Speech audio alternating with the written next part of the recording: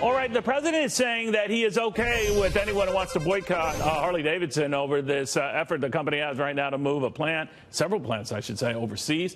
Center for Freedom and Prosperity Chairman Dan Mitchell on all this. Dan, this is getting nasty. It has been nasty, but I think Trump is blaming the victim. Harley-Davidson has an incentive to increase their operations overseas, not because they're going to sell those motorcycles back to America, but because they want to earn market share abroad. That's something we should applaud. But the problem is that Trump's steel and aluminum tariffs are making it expensive for Harley-Davidson to build motorcycles in the U.S. So Trump should be looking in the mirror instead of blaming the company.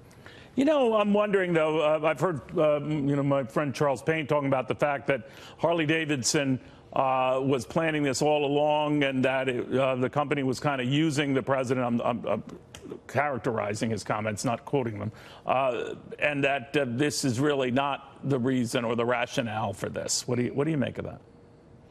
I'm obviously not sitting inside the boardroom at Harley-Davidson, but any American company worth its salt is going to try to earn market share abroad. And that's something that politicians in Washington should be applauding, because the more our companies can earn market share, sell to foreign consumers, even if the plants are based overseas, that's still going to be good news for Americans. And for Trump to now go after the company and potentially damage them in the long run to the benefit of foreign companies, I don't know. It doesn't make sense at all.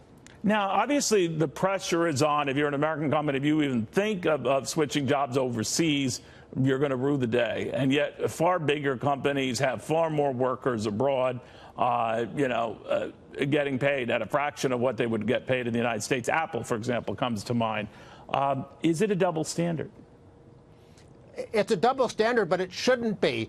We benefit as a country. We have lots of exports as a country because American companies are operating overseas. That's to our advantage. We want to get that market share. Now, I give Trump credit. His deregulatory steps, his lower corporate tax rate, these are things that are going to strengthen American companies, make them more competitive. But he's taking away with his left hand what he did good with the right hand by doing this protectionism. Now, I hope he has this three-dimensional chess game going on, and it's really all about, playing hardball to get other countries to lower their tariffs. But I worry that it might be motivated by protectionism. You know, it is the elixir, though, for anything that ails us economically. You think about it, the president fighting fire with fire. In the case of Turkey, you don't return that pastor, we're slapping some tariffs on you. You, Russia, don't respond more favorably to what we see going on around the world. We're going to throw more sanctions on you. But this is an administration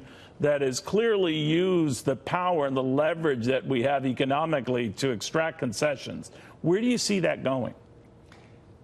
If you do it very judiciously, maybe you get some good results. But here's a warning sign. The United States benefits enormously by being the world's reserve currency. The more we make it so that other countries don't trust us because they think we might go after them, the more we risk other countries saying we need to use the euro or some other currency. And when that happens, then all of a sudden we're going to have to pay higher interest rates to finance our government debt. It would be very, very bad news if we got a little bit too much like the 800-pound gorilla in the world and caused other countries to decide to not use the dollar anymore. That's the risk of going down that path. Obviously, the president feels it's well worth the risk. We're in a position of strength to be doing this now. What do you think? Again, Neil, it just depends on how smart we do it. And yes, we can pick on Turkey.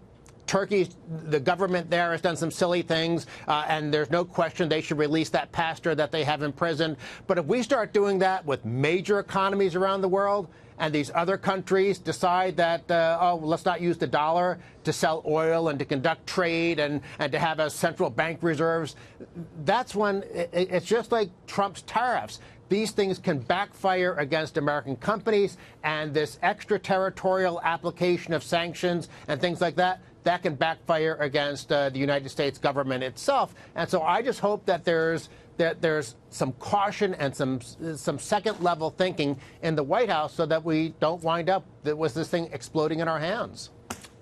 Dan Mitchell, always good seeing you, my friend. Thank you very, very much. Thank you.